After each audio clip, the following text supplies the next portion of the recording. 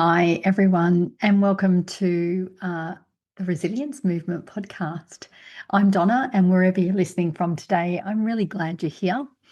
This is a short conversation, but it's about questions I think many of us reach at some point in our lives, and that is, who are we when your roles change? And what used to define you begins to change. That's the big question, right? And, because so much of our lives, we're a leader, a manager, a mum, a partner, a business owner, provider, the person people come to have things fixed, so you have all of these roles. And there's nothing wrong with any of those identities. But what happens when one of those roles change? When the career ends, when the children fly the nest, when the relationship changes, when the job title disappears, or when you simply just reach a point where you realize that the life that you've been living doesn't quite fit the person you've become now. Suddenly, the question isn't just, what am I going to do next? It's, who am I now? And I think we spend years becoming incredibly good at being who everyone else needs us to be at different times. We always meet the deadlines, we hit the targets, we solve the problems, we look after the family, we support our teams, we carry a lot of responsibility. And somewhere in amongst all of that, we can lose sight of a really important question. I remember when I walked across Spain, I asked myself this question many times. And I was walking solo. And it was, who am I when nobody needs anything from me today? Let me ask you that again. Who am I when nobody needs anything from me today? Not what do I need to do or who needs me or what responsibilities do I have? Just what do I want? What matters to me now? What gives me energy? What fills my cup? Sometimes we don't know what the answers to those questions are because we've been so busy doing all the time that we actually haven't stopped long enough to think. So those questions can be surprisingly difficult to answer because, often we're much better at describing what we do when we're needed. And, your resume is a really perfect example of this. It can tell you where you've worked. It can tell you what you've done, your qualifications, your job titles, your responsibilities, maybe some of your achievements. And it can possibly capture all the evidence of what you've become capable of. It doesn't necessarily tell me about the difficult conversations you've had to navigate, the people you've developed, the problems you've solved, the times you've had to adapt, the things you've learned when you had absolutely no idea what you were doing at the beginning. The times life changed unexpectedly and somehow you still found your way through it. That's why I think when we're considering what comes next, we need to stop looking only at our resume or what we have done, and start looking for other evidence of things. Ask yourself, what have I actually proved that I'm capable of? And, what do people trust me with is another really powerful question. What have I learned to navigate? What problems have I solved? What comes naturally to me? And what comes naturally to me that used to take a lot of effort? What have I overcome? What have I survived? What have I built? What have I learned about myself along the way? Sometimes we're so busy that we don't actually have time to reflect on did I actually do that?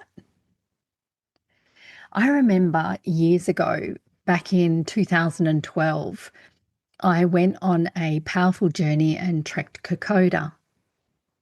It was the year of the 70th anniversary of the Anzacs, and we had completed it, and I was sitting in the hotel room. The funny thing is, they'd lost all my clothes that I had ready to change into. So I had to kind of sit there. So instead of it being a metaphor, when you bare naked and you have to think about things, I was there with simply a towel and a reflection of, did I just trek Kokoda? It was kind of unbelievable that I actually achieved that. And sitting there for a while, reflecting on that experience and how it was so physically and mentally challenging. And I did that, right? And that was really, really powerful.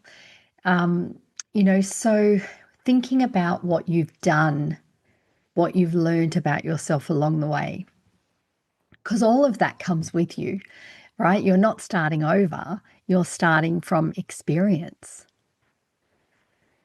There's another part of creating a new identity that I think we don't talk enough about, and that's sometimes you have to be willing to become a beginner again.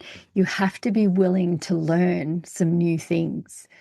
And, for me, over the past 12 months, I've certainly been in that learning phase again, learning at a different stage because certain things changed. And so I was required to really reflect on who I am, where I want to go, how I'm going to overcome some of the current challenges that I had, and become a learner again. And that was really quite scary at times.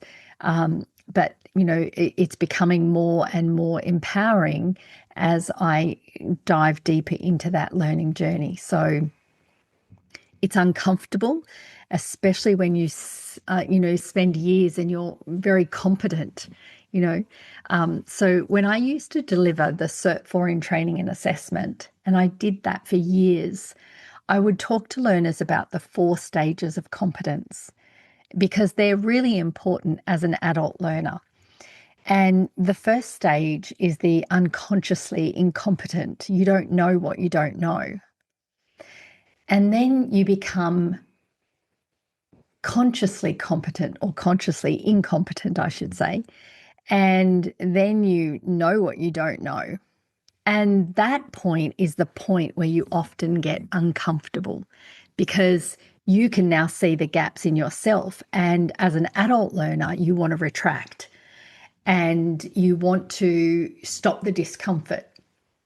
But it's around sitting with that discomfort because you know the gaps, things take a little longer, you make mistakes, you have to ask questions because there's people who know what you don't know, and you've got to have the courage to ask them.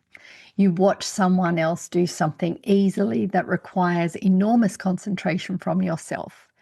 And sometimes you start wondering, oh, maybe I'm just not good at this. But I used to remind everyone in the room that this stage isn't evidence that you're incapable, it's evidence that you're learning, right? So you want to use that evidence to keep you moving forward. Then you begin to move into conscious competence. You can do it, but you still have to think about it. You still have to concentrate, you still have to practice, you still have to think about the steps. And sometimes you miss the steps and have to go back to the beginning. But you practice, practice, practice, and that moves you into a different stage. So eventually you reach the stage of unconscious competence. Something that once felt incredibly difficult starts to feel a little bit more natural, right? So think about when you learnt to drive. There was a time when you were thinking about the steering wheel, the mirrors, the indicators, the pedals, the gears, the traffic, and everything else. And also what's happening around you as you're driving. Now you can arrive somewhere, and I guarantee you there's times where you can barely think about how you got there. Like, which way did I go today? Because it's so unconscious. Well, that's learning. And I think this matters enormously when we're rebuilding or defining our lives, right? Because maybe you're using AI, maybe you're learning some other kind of new technology, maybe you're entering a different industry to what you've been used to. Maybe you're learning completely different ways of working, and maybe you're starting something that you've never ever done before. So don't make discomfort an inability. Don't mistake it for inability, because it's not. Give yourself permission to move through the stages at your own pace. Give yourself permission to stretch, and give yourself permission to not be good at something, because you want to understand that what you were once never good at, you're now really good at, so you can get there again with something else. So I want to leave you with 3 questions. And perhaps these are questions worth putting in your journal and spending some time with. Question 1: what parts of my identity belong to a chapter I've already outgrown? The next question: what evidence do I have of the person I've become? And finally, if I wasn't trying to meet anyone else's expectations, if I wasn't trying to meet anybody else's expectations, what would I want my next chapter to contain? So you don't need to have all the answers today. That's not what this is about. This is about sitting with it. You don't need to have the next version of yourself completely figured out. You can appreciate the life you've built and still want something different. You can be experienced. You can let go of an old identity without losing everything that that version taught you. And because you're not starting from scratch, you're starting from experience. And maybe your next chapter doesn't begin with knowing exactly where you're going. Maybe it simply begins with you becoming curious about who you're becoming. If this conversation has made you curious about your own identity and what comes next, I've created a free identity workbook and toolkit that can help you explore it more deeply. You'll find that on my website, The Resilience Movement, and I'll also put a link below. So until next time, keep choosing the next version of yourself, one step at a time.